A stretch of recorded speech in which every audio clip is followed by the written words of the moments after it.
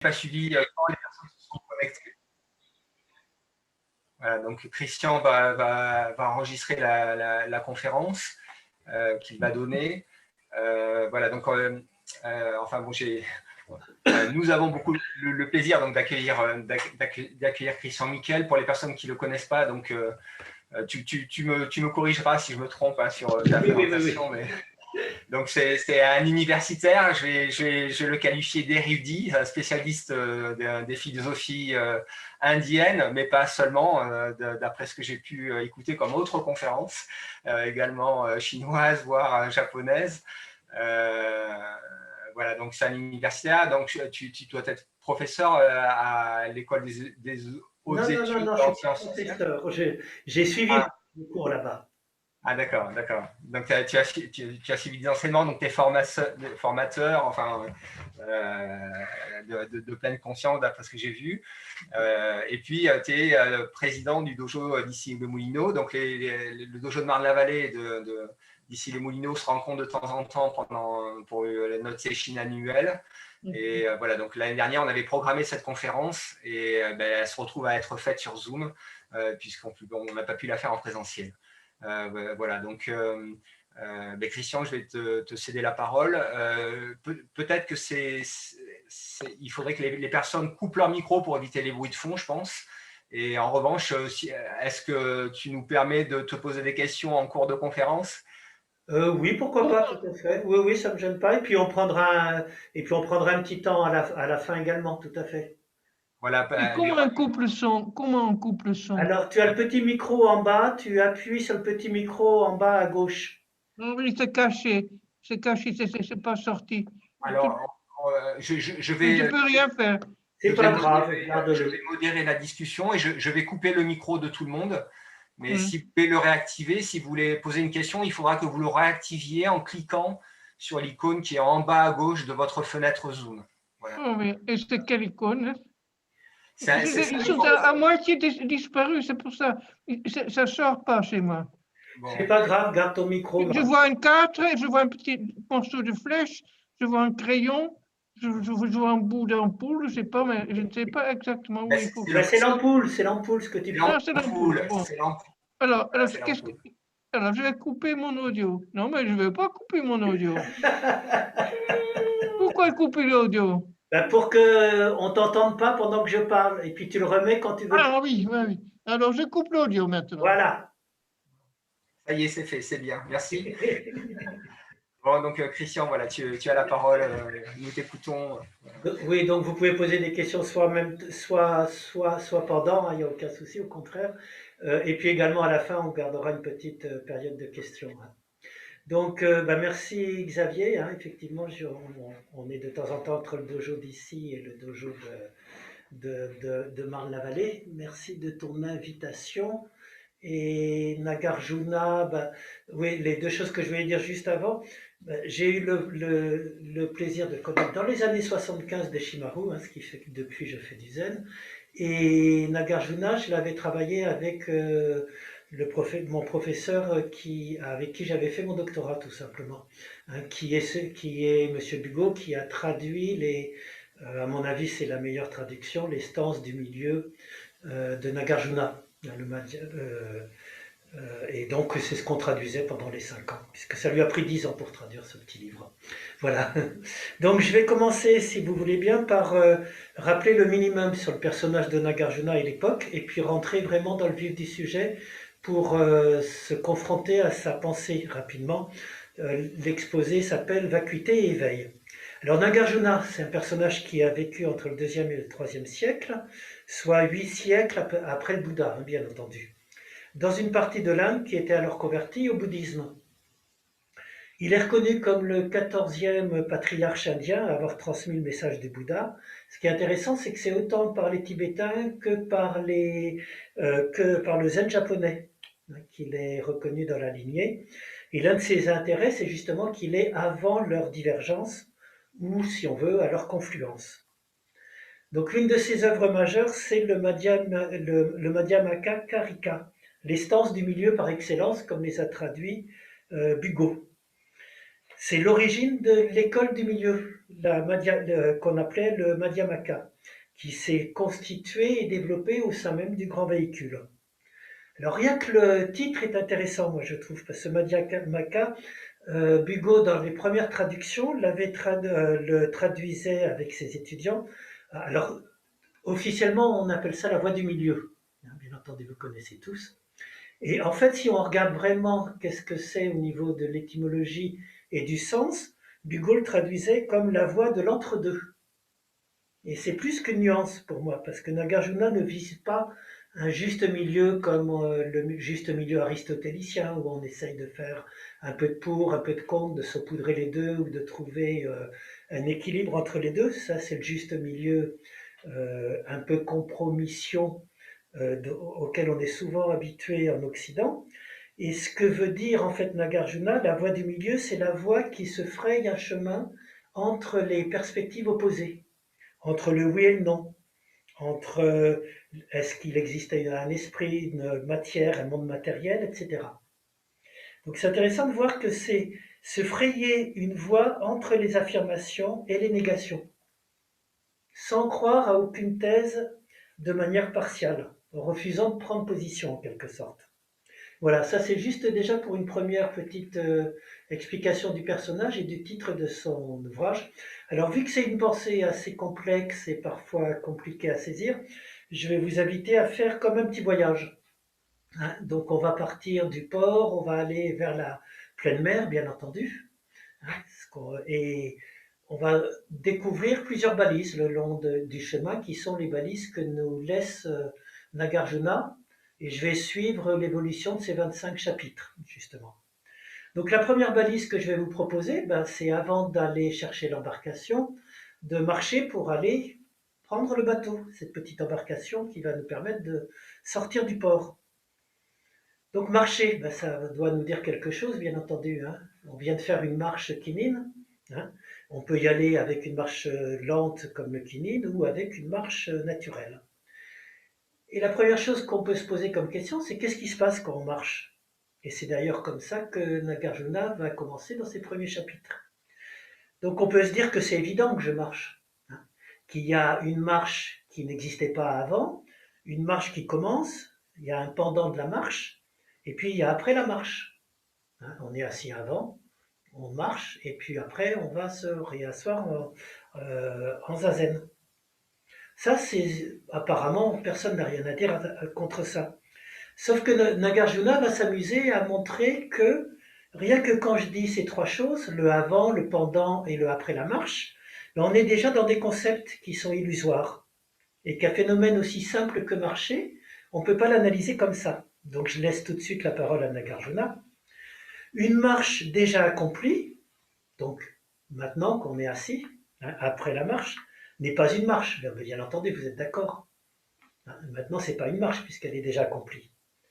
Mais il n'y avait pas davantage de marche avant d'être accomplie, quand on était assis en méditation, et qu'elle était dans le futur. Quant à la marche en train de s'accomplir, au moment où on est en train de marcher, une fois qu'on l'a coupée de avant la marche, et puis qu'on l'a coupée de après la marche, ça ne marche pas non plus. Hein, c'est encore quelque chose d'illusoire, dit-il avec humour. Donc, il n'y a pas de marche, on pourrait se dire, comme première surprise avec Nagarjuna. Alors, ce qui est intéressant, c'est que si on fait un croisement, on retrouve exactement ce que disaient les philosophes éliates, hein, grecs, au 5e siècle avant le Christ, où ils s'amusaient à montrer qu'il n'y avait pas de mouvement non plus. Vous savez, c'est le fameux exemple de Achille et de la tortue. Du lièvre et de la tortue. La tortue part en avance, et le lièvre est lâché et puis qu'est-ce qui va se passer? On se dit que le lièvre va rattraper la tortue. Mais en fait, c'est impossible qu'il rattrape la tortue, si on prend des concepts. Parce qu'il va falloir qu'il fasse la moitié du chemin déjà. Et puis une fois qu'il aura parcouru la moitié de la moitié du chemin. Et puis la moitié de la moitié de la moitié du chemin. Il y aura toujours un intervalle, bref, entre le lapin et la tortue, le lièvre et la tortue. Donc il ne l'atteindra jamais. Voilà. Donc, il y avait déjà des philosophes grecs qui disaient que le mouvement n'existait pas ou que la marche ne pouvait pas se faire. Bon, mais on peut toujours se retrancher sur le fait qu'au moins il y a un marcheur. Il y a moi qui suis en train de marcher. Et ce qui est intéressant, c'est que Nagarjuna va aller plus loin que Parménide qui niait le mouvement, le philosophe grec, en montrant qu'il n'y a pas plus de marcheurs. S'il est vrai que la marche est impossible sans quelqu'un qui marche, dit Nagarjuna, comment à l'inverse pourrait-il y avoir un sujet qui marche en l'absence de marcheur? Comme si le marcheur existait indépendamment de la marche. Alors qu'est-ce qui deviendrait ce marcheur? S'il s'arrêtait de marcher, ce serait plus un marcheur. Celui qui soutient la thèse que l'acteur de la marche marche encourt comme conséquence nécessaire l'existence d'un acteur sans marche, ou d'un marcheur sans marche. Ce qui est absurde. Alors peut-être que je vous cueille un peu à froid et que vous commencez à vous demander où Nagarjuna veut en venir en coupant les cheveux en quatre comme ça, lorsqu'il critique les notions de marche, passé, présente, futur, et même l'idée qu'il y ait quelqu'un en train de marcher.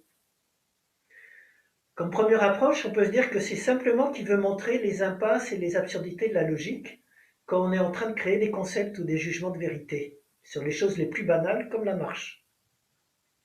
Et d'ailleurs, il va intervenir juste après pour faire exactement comme Diogène. Alors Diogène, c'est l'autre philosophe grec cynique qui vivait dans un tonneau et qui, quand il avait entendu les arguments des Éléates et de Parménide qu'il n'y avait pas de mouvement, que le mouvement n'existait pas et la marche non plus, bien entendu, il a fait une seule chose, il s'est levé et il s'est mis à marcher pour démonter l'argument des Éléates.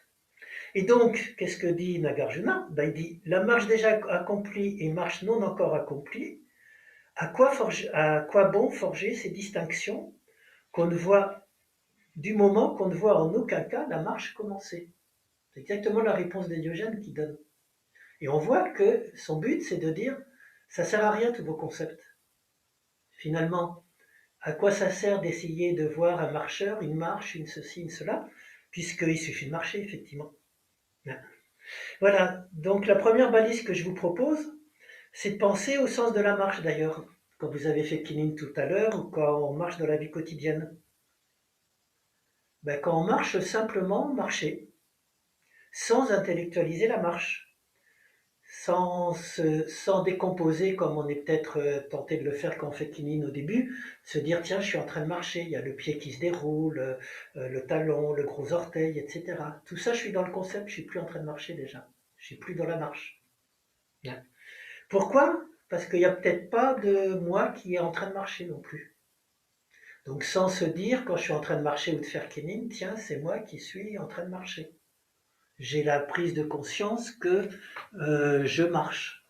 Ça encore, c'est un autre concept. Donc rien qu'avec ce petit exemple de la marche, on est en train de se demander s'il y a un vous ou un marcheur, un moi qui marche. Et c'est peut-être la deuxième balise, maintenant qu'on a pris le petit bateau, qu'on a sorti du port, on voit peut-être une deuxième balise devant nous, qui est tout simplement, est-ce qu'il y a un moi, une conscience? Qu'est-ce que c'est que cette personne qui croit qu'elle marche? Voilà. Alors, si on continue l'analogie, on est dans le bateau, on sert de nos cinq sens, bien entendu, comme une vigie qui scrute l'horizon.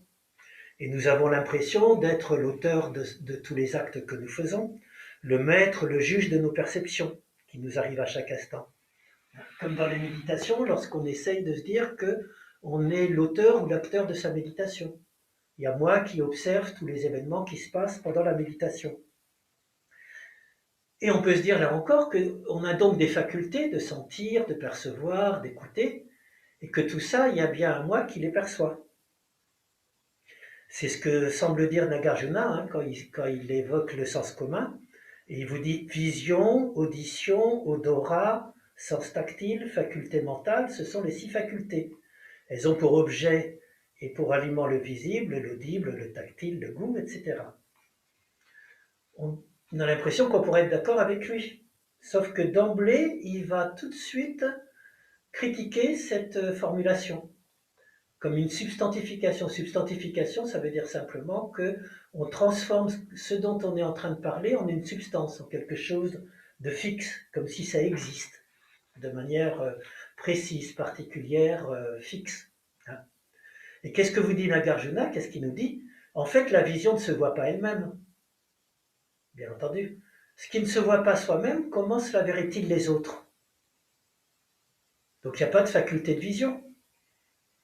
Mais s'il n'y a pas de faculté de vision, il n'y a peut-être pas plus de sujets qui existeraient indépendamment de la vision et qui à un moment donné se mettraient à voir.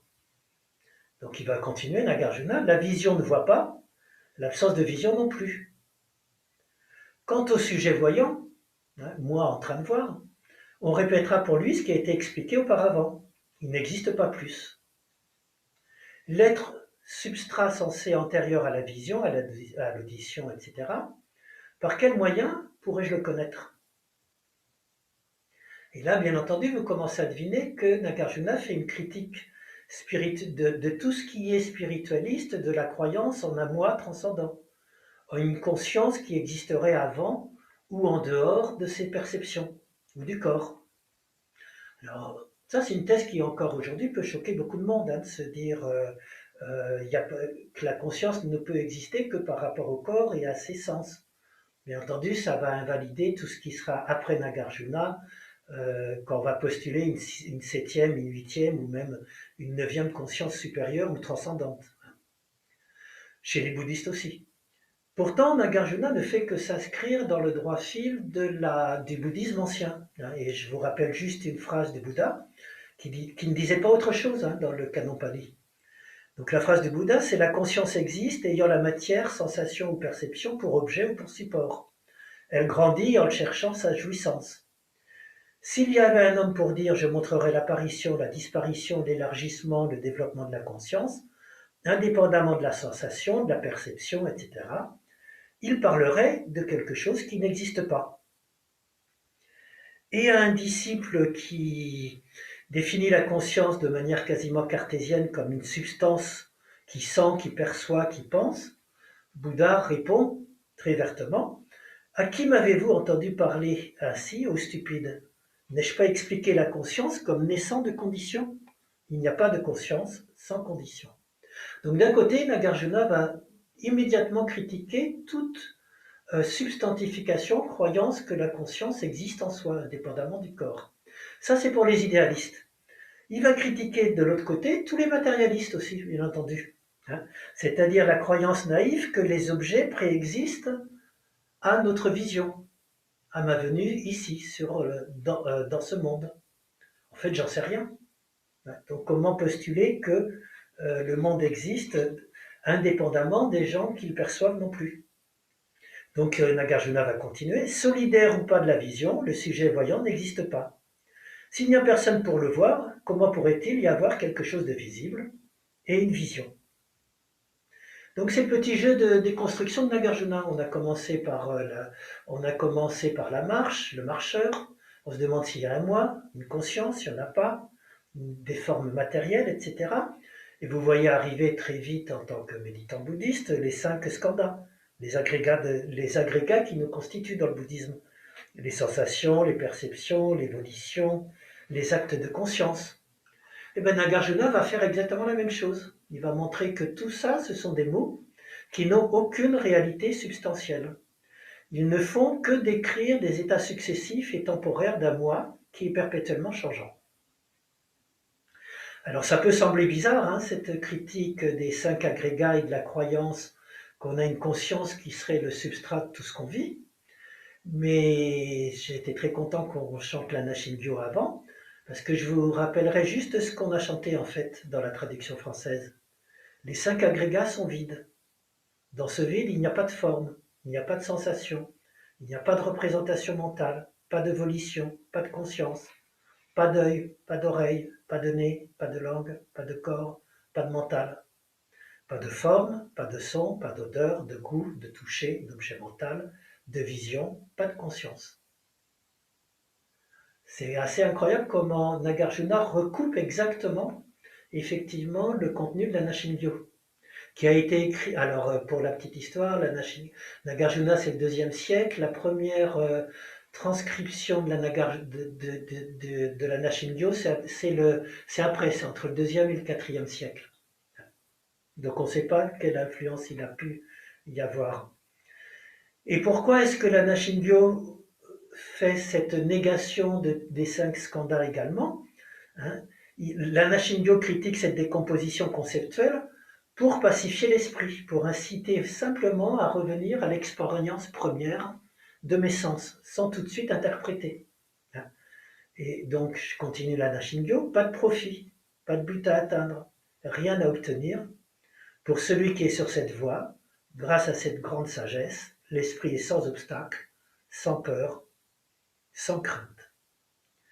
Donc, de la même manière que dans l'Anna Shinryo, qui invite à ne pas catégoriser un organe des sens, etc., juste à laisser se pacifier nos sensations et nos perceptions, Nagarjuna invite exactement de la même manière à une dissolution du moi, pas de manière purement intellectuelle ou nihiliste, c'est simplement pour produire l'apaisement de l'attachement aux choses, à lâcher prise.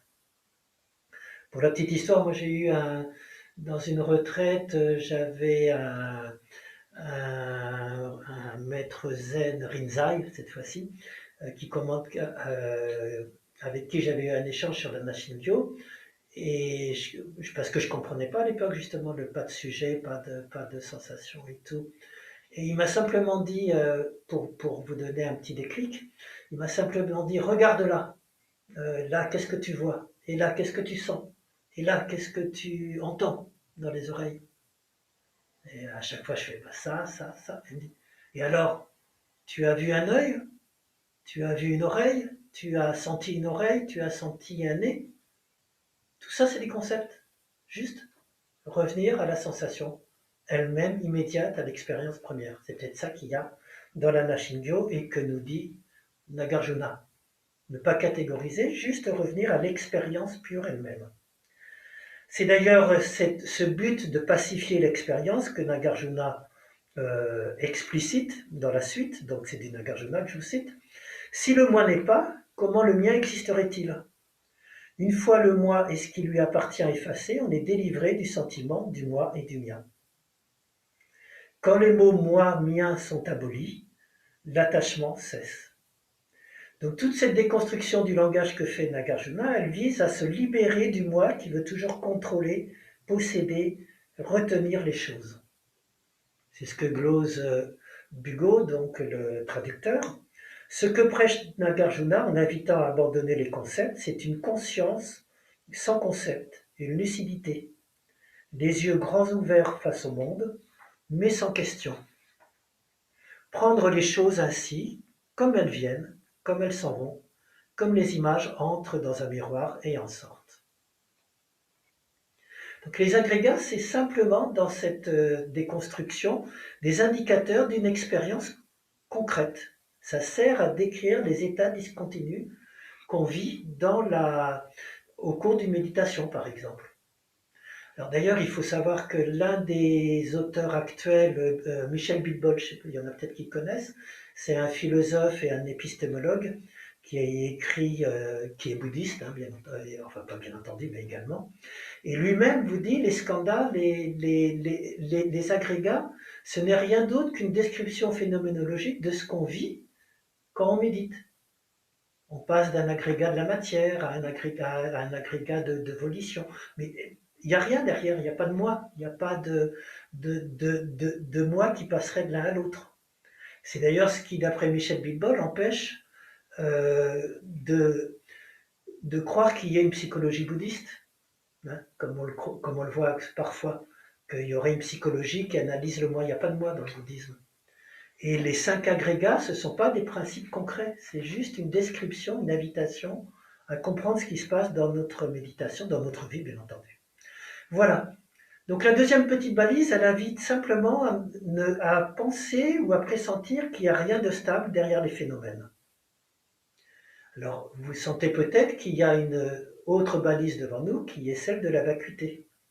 Alors, juste avant d'en arriver à cette 4e balise de la vacuité, je vais juste faire une petite pause sur les outils qu'utilise Nagarjuna, cette manière qu'il a de raisonner.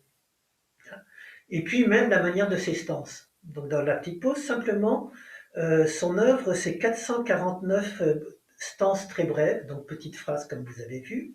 Pourquoi est-ce qu'elles sont si brèves? À chaque fois, elles ont 32 syllabes et il y a 27 chapitres. La forme ramassée de ces stances, elle s'explique très simplement. C'est que c'était un moyen mnémotechnique utilisé par les moines pour se rappeler d'un ouvrage en le condensant au maximum, sans développement et sans exemple. C'est pour ça qu'il y a plein de commentateurs après pour essayer de comprendre, bien entendu, ce qui a été condensé. Donc la forme un peu elliptique, c'est simplement ça, c'est qu'elles doivent avoir un aspect mnémotechnique pour se rappeler facilement. Et alors, qu'est-ce que Nagarjuna vise? Quels sont les, entre guillemets, ennemis qu'il vise quand il fait toutes les critiques qu'on a vues?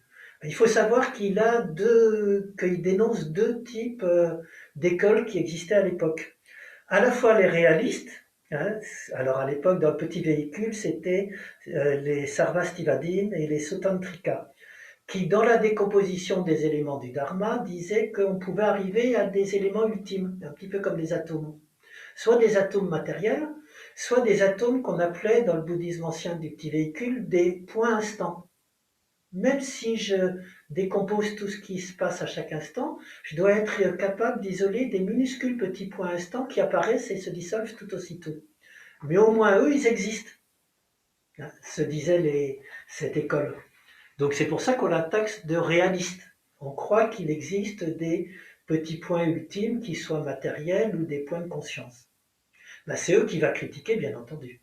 Et les deuxièmes que Nagarjuna critique, c'est les écoles idéalistes, qui vont fleurir beaucoup dans le grand véhicule, hein, dans le Mahayana, avec toute la nouvelle métaphysique. Et ce que Nagarjuna critique déjà à son époque, c'est l'Abhidharma. L'Abhidharma qui a souvent pris, donc vous savez, ce sont les commentaires qui ont eu lieu sur les paroles du Bouddha, qui très vite ont, comme la scolastique du Moyen-Âge, abouti à des grandes théories, des tas de concepts, etc. Plus tard que Nagarjuna, ce sera le Yogacara, bien entendu, qui parlera d'une nature de Bouddha, d'une nature idéalisée de Bouddha, plus ou moins, etc. C'est pareil, ça retrouverait la même critique de la part de Nagarjuna. Qu'est-ce que c'est que cette logique maintenant bizarre qu'utilise Nagarjuna, que vous avez vu à chaque fois? Alors en fait, ce qu'il faut comprendre pour rentrer dans la logique bouddhiste et dans la logique de Nagarjuna, la logique indienne, c'est que chez les Indiens, il y a 4 positions de logique, contrairement à nous qui n'en connaissons que 2. En Occident, c'est très simple, hein, c'est vrai ou c'est faux. C'est oui ou non, hein, une logique binaire. Chez les Indiens, la logique, elle est toujours à 4 positions possibles. Il y a le oui, comme chez nous, il y a le non, il y a le oui et non, et il y a le ni oui ni non. Pour donner un exemple, le oui, ce serait les thèses spiritualistes ou hindoues, l'atman existe, l'esprit existe. Le non, ce serait les thèses matérialistes. Il n'y a pas d'esprit, il n'y a que la matière. Le oui et non, ce serait une synthèse des deux. On le trouve dans les Vedanta, dans certaines écoles hindouistes. Le ni oui ni non, je ne veux pas prendre position sur des questions qui n'ont pas de sens, c'est ce qui est le plus proche du bouddhisme. Et la voie du milieu de Nagarjuna, c'est de considérer que les 4 sont des positions de langage qui de toute façon passent à côté. Même le ni oui ni non, puisqu'on est encore dans une posture de logique. Alors, juste pour la petite histoire, cet usage de la logique à 4 positions, vrai, faux, ni vrai ni faux, ça existait chez les Grecs anciens, avant notre cher Socrate et notre cher Platon. Elle était mise en branle par Protagoras, et par les sophistes, et par les sceptiques grecs. Et c'est Platon et Aristote qui ont déconsidéré cette forme de la logique en ramenant uniquement le principe de non-contradiction et le principe du tiers exclu. On ne peut pas dire une chose et son contraire. Il n'y a pas de troisième voie, de troisième terme entre le oui et le non. Tout l'art de Nagarjuna, que vous avez vu un petit peu dans les arguments précédents, ça consiste à s'amuser à décliner les 4 positions pour montrer qu'aucune n'est valable. Ni le oui, ni le non, ni le ni oui ni non, ni le oui et non. Et pour ça, il va utiliser une logique absolument impitoyable que Bugu appelait en 3 parties. D'abord, il va essayer de montrer comme ça n'existe pas, ce dont vous parlez. C'est son premier argument. Moi, je m'amuse à comparer ça au coup de bâton, au Kyosaku. Vous êtes en train, tac, vous recevez un coup de bâton, et Nagarjuna vous dit, montre-moi concrètement ce dont tu parles. Tu n'es pas capable de le montrer, ça n'existe pas. C'est juste un rappel au réel. Donc ça, c'est le premier argument de Nagarjuna qu'il utilise dans la marche. Montre-moi la marche indépendamment du marcheur. Donc tu es en train de raconter n'importe quoi, ça n'existe pas. Il va s'amuser, Nagarjuna, à le faire sur la chaîne des 12 facteurs conditionnés. Vous savez, du Pratitya Samutpada, les 12 facteurs qui expliquent toute la souffrance, toutes les choses qui nous arrivent, etc. Montrez-moi un seul de ces facteurs. L'ignorance, le désir, etc. Et il va vous montrer que tout ça, c'est toujours lié à autre chose, ça n'existe pas en soi non plus. Mais là, je prends un petit peu d'avance. Donc ça, c'est le premier argument. C'est très moderne parce que c'est comme les positivistes logiques du XXe siècle, qui disent tout ce dont on ne peut pas montrer, voire concrètement, on l'exclut. Après, il va prendre un deuxième argument, Nagarjuna, c'est comme une scie. Il scie les choses, les arguments de ses adversaires, pour montrer qu'en fait, c'est pas logique. Et ça, c'est le grand jeu de Nagarjuna, c'est de montrer que ses adversaires se contredisent. Un marcheur qui serait indépendant de sa marche, c'est pas logique. Et donc, il va, de la même manière, avec la chaîne des 12 facteurs conditionnants, le Pratitya Samutpada, il va montrer que penser qu'il y a une apparition et puis de quelque chose, et puis après une disparition, c'est tout aussi illogique. Donc, je laisse parler Nagarjuna. Dès lors qu'apparition et disparition ne peuvent exister ni ensemble, ni séparément, comment existeraient-ils? Là encore, vu qu'on vient de chanter la Nashingyo, si vous pensez à son sens, à sa traduction, on chante très exactement ni naissance, ni augmentation, ni vieillance, ni déclin.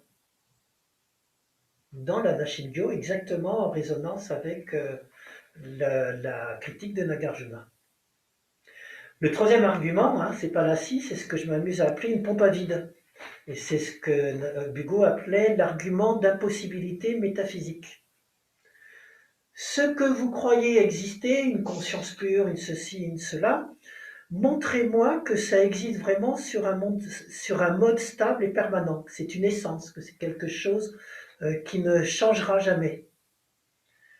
Tout ce qu'on croit être peut se dégonfler comme avec une pompe à vide et montrer que c'est vide à l'intérieur. C'est impermanent, c'est perpétuellement changeant. C'est son dernier coup de butoir sur la loi de coproduction de conditionnés et des 12 facteurs conditionnants qui amènent toutes les choses. Et c'est là qu'il conclut, c'est sous l'effet d'un leurre qu'on voit les choses apparaître et disparaître. Donc même la chaîne causale, qui est le deuxième pilier du bouddhisme, est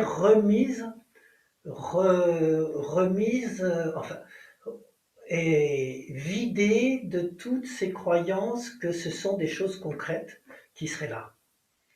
Et alors là, vous avez une très jolie illustration de la manière dont il utilise sa logique à 4 niveaux. Où que ce soit, quelle qu'elle soit, les choses ne se sont jamais produites à partir d'elles-mêmes, première possibilité logique, ni à partir d'autre chose, deuxième possibilité logique B, ni des deux à la fois, ce qui serait la troisième position, ni sans cause, bien entendu.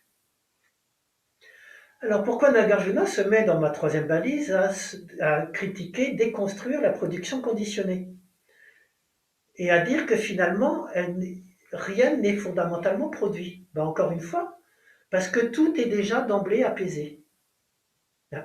Et Nagarjuna ne cesse de répéter cette thèse et sa conséquence paradoxale, qui est ainsi exprimée avec 8 noms. Ça, c'est juste dans son introduction de son ouvrage.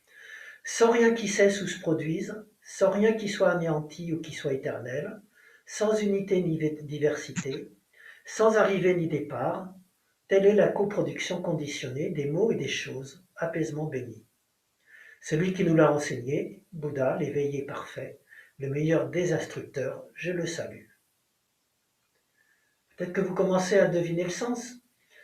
Il n'y a rien à faire, il n'y a rien à saisir, il n'y a rien à prendre. Juste à laisser passer les événements qui s'autodissolvent dès qu'ils semblent apparaître. Si je m'amusais à prendre une analogie quantique, c'est en retournant au champ quantique d'où ça semble émerger sans être rien.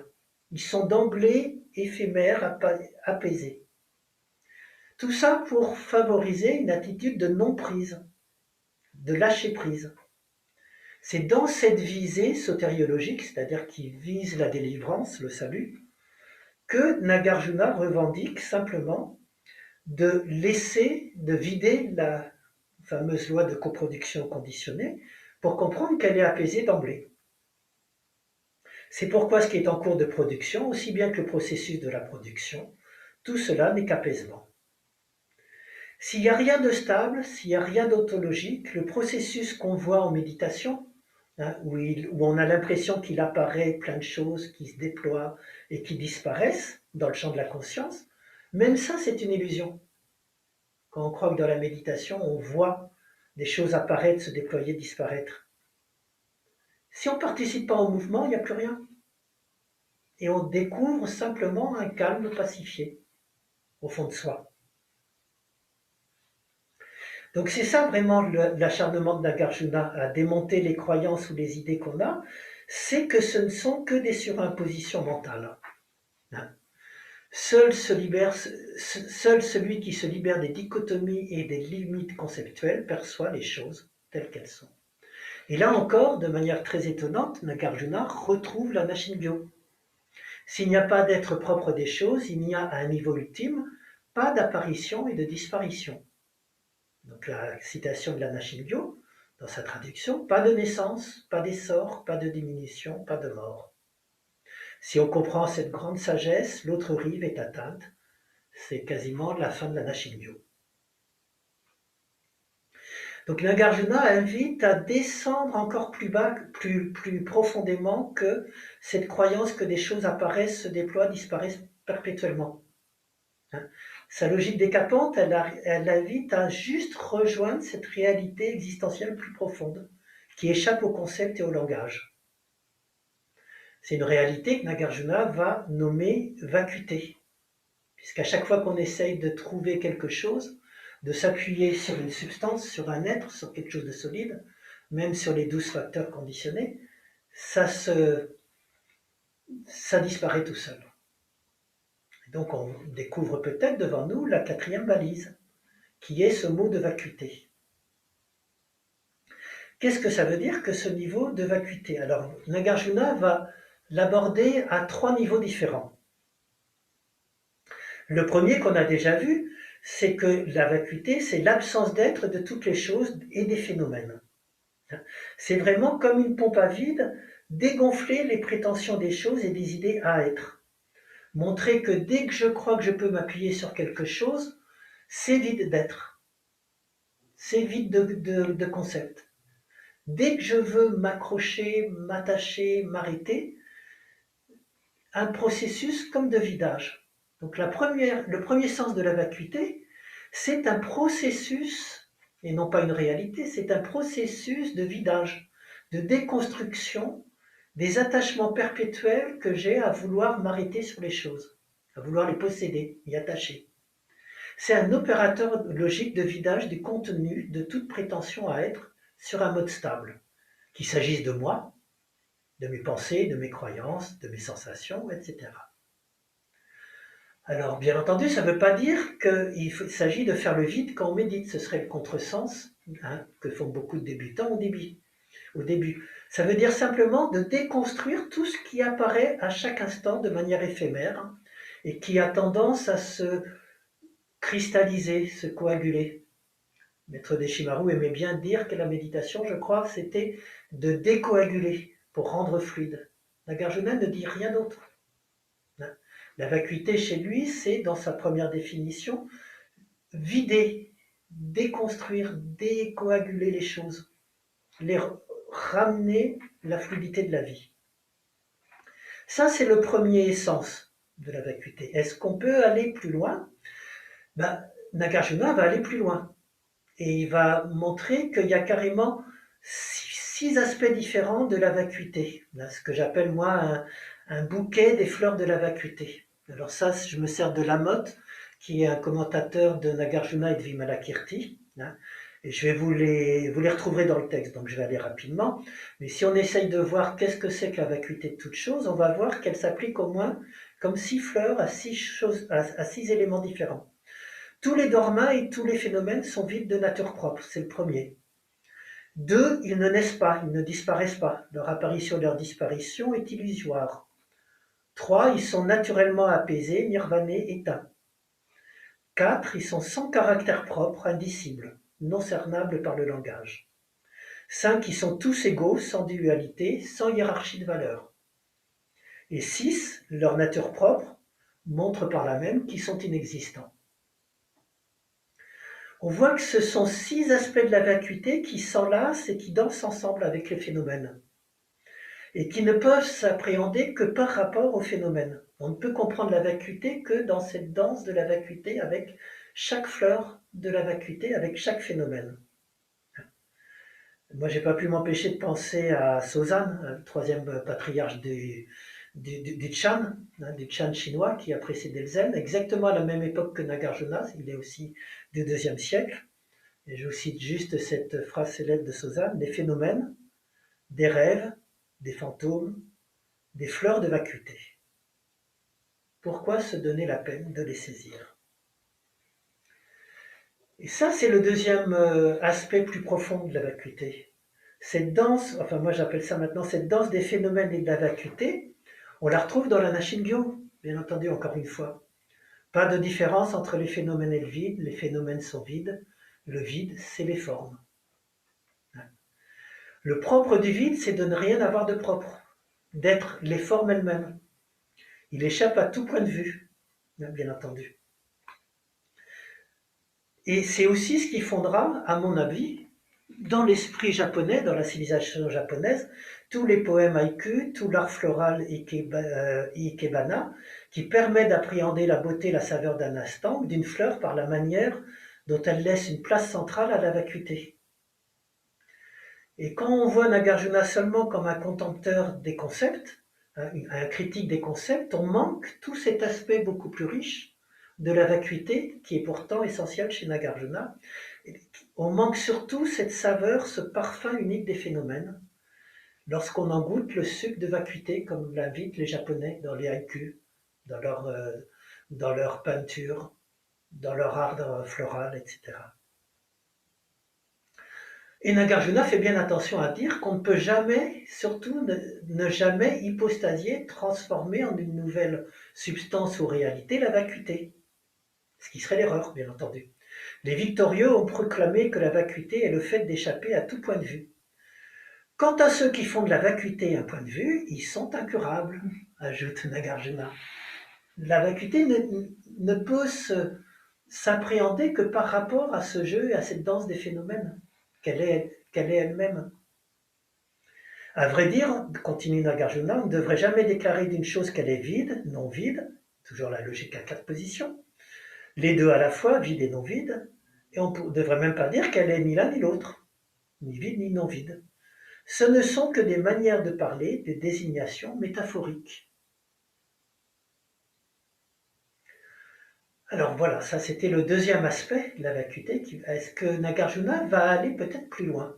Eh bien oui, il va aller plus loin à partir d'une question qui est toute bête, qui est celle qu'on se pose peut-être, qui est comment tenir ensemble le fait qu'on a bien une réalité phénoménale, qu'on est bien pris dans le flux du devenir, de la naissance, du devenir et de la mort qui nous attend, et cette vacuité ultime et libératrice des phénomènes, qui ne sont stricto sensu rien du tout. Nagarjuna va attendre le chapitre 24, quasiment la fin, pour, comme disait Bugeaud avec un sens théâtral, abattre sa carte maîtresse qui sera la troisième approche de la vacuité, en livrant une ultime clé. Qu'est-ce que c'est? Nagarjuna invite à distinguer très soigneusement deux types de vérités. Deux vérités.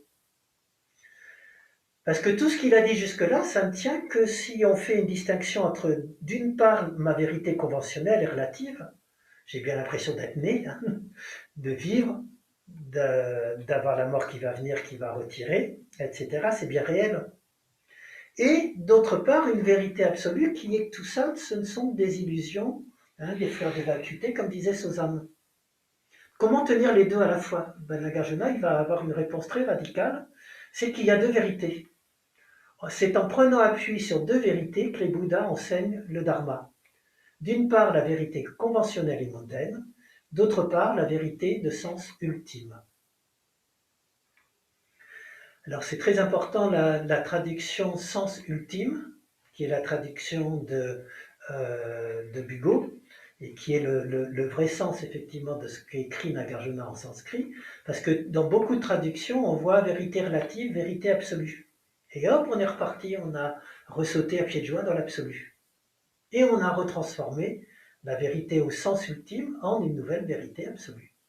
Or, il dit bien au sens ultime, comme disait Bugo pour illustrer ce que veut dire Nagarjuna, c'est comme une flèche, comme un doigt qui oriente vers un ultime sens qu'on ne pourra jamais cerner, comme une ultime balise avant la pleine mer, aurais-je envie de dire.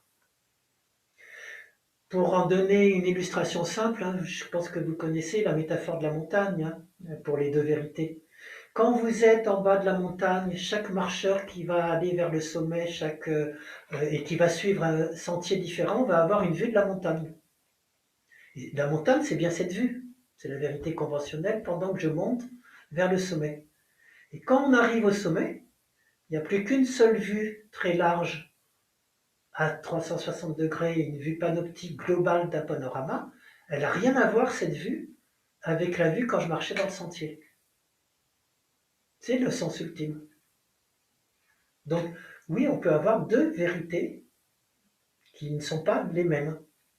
Il y a l'une des personnes qui a d'ailleurs enrichi cet exposé en citant la phrase de Jacques Brosse, hein, il faut se garder de confondre deux plans différents, celui de l'homme ordinaire qui reste aux apparences qu'il a lui-même créées, c'est la vérité empirique, et le plan atteint par le méditant éveillé, pour qui il n'y a plus de contradiction apparente, c'est l'esprit déconditionné, libéré, éveillé.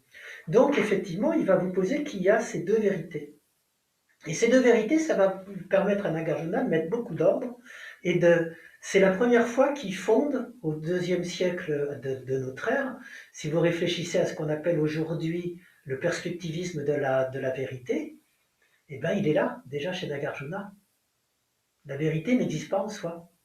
Elle dépend du point de vue que vous avez du point de vue que vous prenez et de votre posture existentielle au moment où vous parlez, bien entendu.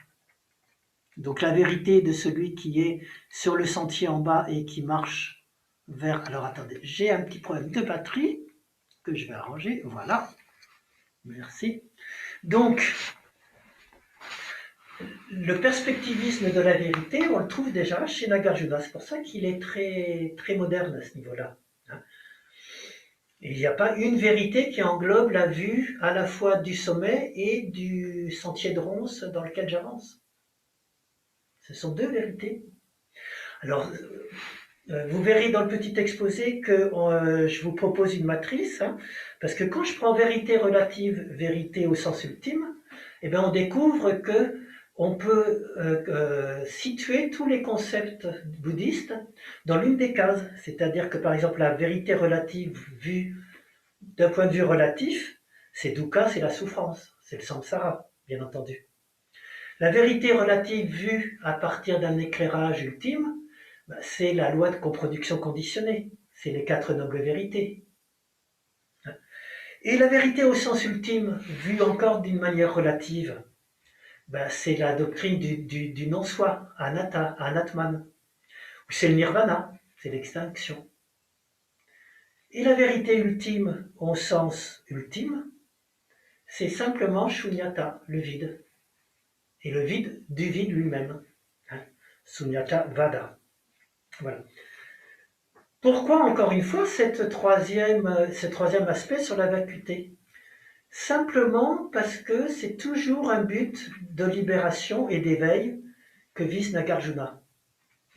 Donc l'intérêt de Nagarjuna, c'est de ne pas mépriser la vérité du monde relatif dans lequel nous nous démenons, mais de prendre appui sur lui, de reconnaître que c'est ma vérité existentielle, et de me hausser à cette prise de conscience, à cet éveil, qu'en même temps, il n'y a rien profondément. Il n'y a que ce jeu de formes évanescentes. Et c'est donc vraiment, en empêchant de rester obscurci dans le seul monde phénoménal, une invitation à s'ouvrir à cette autre dimension plus profonde. La réalisation de la vacuité ouvre ainsi à l'éveil, qui peut se produire naturellement, au sein même de notre monde, sans différence, sans dualité. C'est pas un autre monde, c'est pas un arrière-monde, dirait Nietzsche. Hein. C'est le même monde qui se dévoile soudain sous une autre lumière. Et c'est en s'appuyant sur ma vie relative. Et ça, c'est très explicitement dit par Nagarjuna, je le cite, pardon, faute de prendre appui sur l'usage ordinaire de la vie, ma vie phénoménale, on ne peut indiquer le sens ultime. Faute d'avoir pénétré le sens ultime de l'autre côté, on ne peut atteindre à l'éveil ou à l'extinction. Ceux qui ne discernent pas la ligne de partage entre ces deux vérités, ceux-là ne distinguent pas ce qu'a voulu dire le Bouddha. Et quand Nagarjuna vous dit ça, je trouve qu'il y a une résonance absolue avec la Nashingyo, que je continue à vous citer dans sa traduction. Pour celui qui est sur cette voie, donc je vous rappelle que c'est le vide des formes, les formes sont vides, grâce à cette grande sagesse, l'esprit est sans obstacle, sans crainte, sans peur, détaché de toute illusion et de tout attachement, il comprend la fin ultime. Ils deviennent tous Bouddhas, ceux qui atteignent cette sagesse ultime, celle de l'éveil. La vacuité, c'est en quelque sorte, à ce niveau-là, si je prenais une métaphore, la porte d'entrée pour Nagarjuna et pour la Nashingyo de l'éveil, avec cette distinction des deux vérités, et sans nier la vérité phénoménale dans laquelle je suis. Cette ouverture de la vacuité et de ces deux vérités sur l'éveil, elle est clairement, alors nous je sais qu'on est dans le zen, mais le Dalai Lama et les Tibétains parlent beaucoup de la vacuité aussi, et pour le Dalai Lama, la vacuité c'est le passage obligatoire vers l'éveil. Donc je vous cite le Dalai Lama. Quand on veut réaliser la pratique de la vacuité pour actualiser la nature de Bouddha et l'éveil, on va considérer la vacuité comme une négation de la réalité des phénomènes qui laisse place à d'autres possibilités, l'éveil. Il faut méditer et comprendre la vacuité pour développer à partir de cette vacuité un amour infini et une compassion pour l'ensemble des êtres. Dans le bouddhisme tibétain, le vrai sens de la compassion ou de la bienveillance n'apparaît que sur le fond de la compréhension de la vacuité et de cet éveil, de la vacuité des souffrances dans lesquelles pourtant les gens se démènent tous. Voilà. Alors je vais passer brièvement, parce que malheureusement le temps passe, je suis désolé. La vertu de Nagarjuna, donc ça c'était la dernière chose, le troisième aspect de la vacuité de Nagarjuna. Il va laisser à ses auditeurs aucun répit, donc je vais faire bref, vous le retrouverez. Une fois qu'il a abattu sa carte maîtresse, comme on dit, il va tirer une dernière salve et un ultime feu d'artifice pour décaper les ultimes vérités qui ont toujours tendance à être substantifiées dans le bouddhisme. D'abord le nirvana, bien entendu. Le nirvana, dès qu'on cherche à en donner une définition positive ou substantialiste, il va montrer que ça n'existe pas, c'est pas un être, c'est pas un état, c'est pas composé ou non composé. Si le nirvana n'est ni être ni non-être, qui pourra dire ni être ni non-être que le nirvana existe? Tout ça, c'est pour indiquer que la seule approche est apophatique, c'est-à-dire par le silence. Comme dans la théologie négative chrétienne, où on ne peut approcher pour les mystiques chrétiens comme Maître Eckhart de Dieu qu'en niant tous ses attributs, par une approche purement négative. D'ailleurs, le mot nirvana, vous le savez certainement, c'est juste éteindre, souffler une bougie. C'est pas quelque chose de... C'est juste par une voie négative à ce niveau-là. Il va bien entendu redémonter à nouveau encore une fois la fameuse loi de coproduction conditionnée, le samsara. Le Bouddha, bien entendu, pareil, quand il va à l'avance dégonfler toutes les croyances qu'il existait un Bouddha avant, un Bouddha futur, etc. Puisque Bouddha est vide. Étant donné que le Bouddha est foncièrement vide, il n'est pas pertinent de se demander s'il existe ou non après le trépas. Par-delà l'arrêt final, le Bouddha existe-t-il? Cela ne peut se dire. Alors il n'existe plus? On ne peut pas le dire. Alors c'est les deux à la fois? Ni l'un ni l'autre? Cela ne peut se dire. Ceux qui tiennent des discours sur le Bouddha, égarés par leur propre discours, ne voient pas le Tathagata. Tathagata, je vous rappelle, ça veut dire simplement ainsi venu, sans substantifier. Bon, bien entendu, il va aussi décaper les notions de naissance et de mort. Et puis, vous vous en doutez, les notions de réincarnation et de transmigration. Les opinions concernant le passé tel que j'ai existé, je n'ai pas existé, les deux à la fois, ni l'un ni l'autre, n'ont aucune pertinence. Quant à se demander est-ce que j'existerai dans le futur, serais-je sans existence? C'est pareil, sans sens. La transmigration est en vérité sans début ni terme, elle n'a ni commencement ni fin. On n'a plus besoin de balises, on est au milieu de l'océan.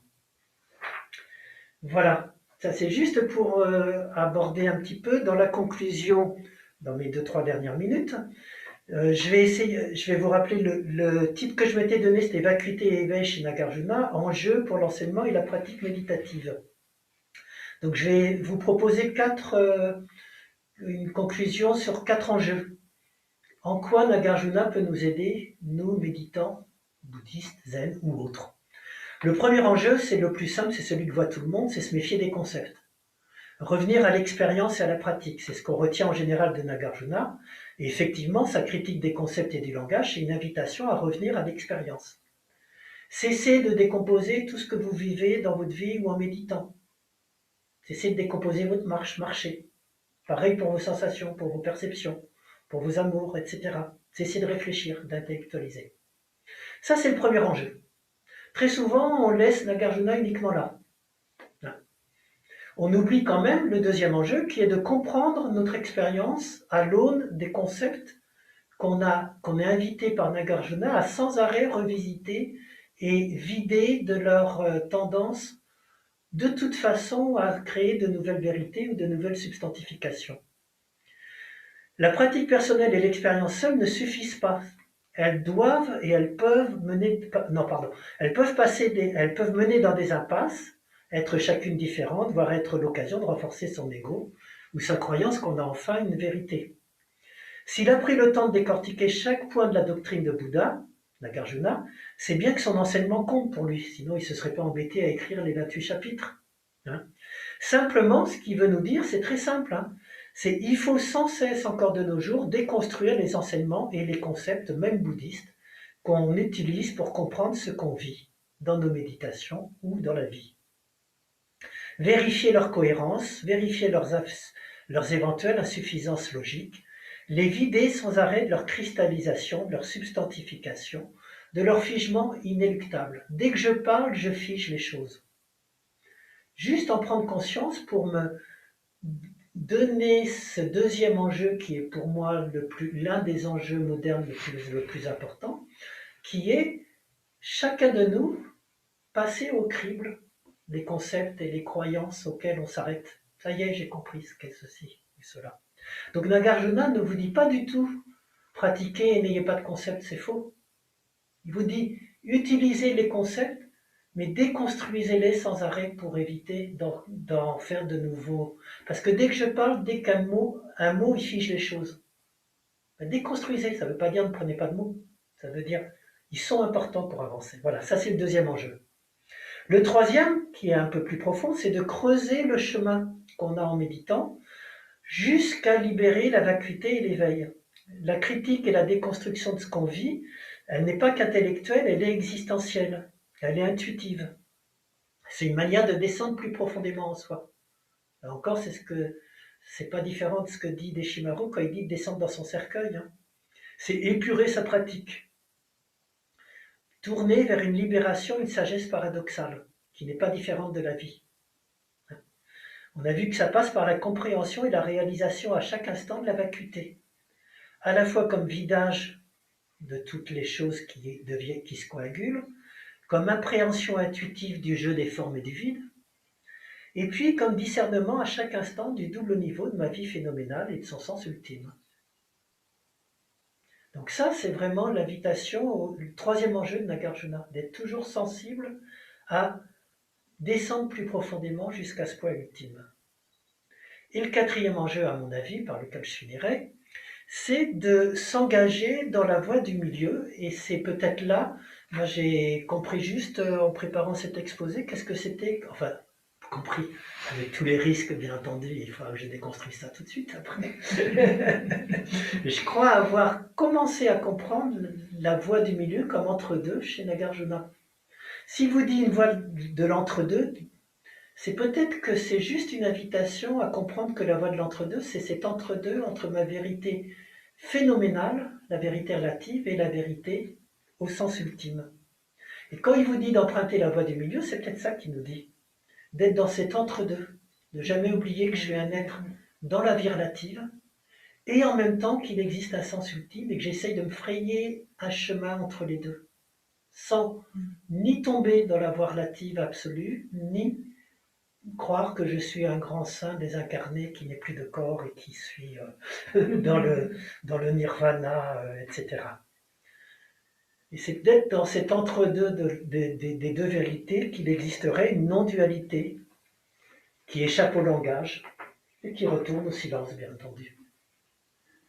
Voilà, donc je trouve qu'il est, enfin pour moi, il reste fondamentalement moderne et contemporain, à la fois dans les enseignements qu'on reçoit, qu'on se donne à nous-mêmes, et dans la pratique surtout, de ne pas rester juste au plan phénoménal, et de ne pas croire non plus que ça y est, on est passé de l'autre côté. Voilà. Non. Si. Voilà, donc j'ai essayé juste de vous rendre plus vivant Nagarjuna comme je l'aime bien. Et surtout, n'hésitez pas maintenant à brancher vos micros